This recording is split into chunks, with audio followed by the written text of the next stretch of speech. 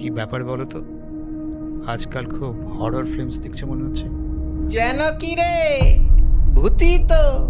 আমি সত্যি ভূত।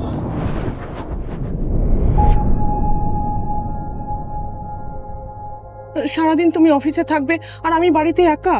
আরে বাবা, বলছি তো আমি ছুটি নেব।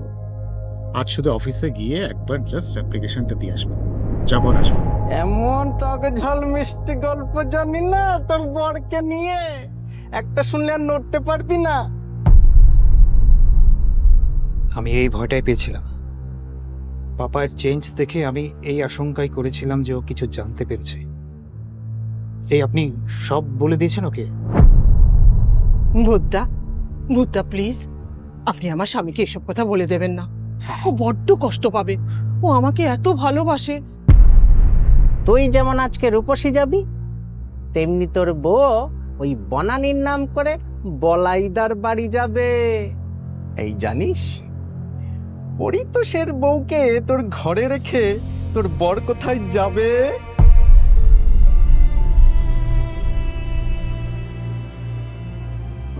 আর চুইংগাম চিবোতে চিবোতে ঘরে ঢুকবে, আর আমি কিচ্ছুটেই ধরতে পারবো না। আরে ধরলে করবেটা কি, মারবে নাকি?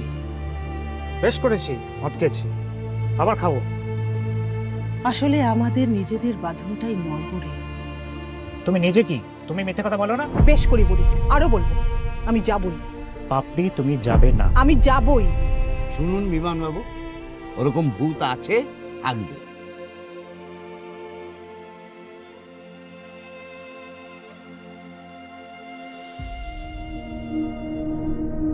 বুঝবি মজা।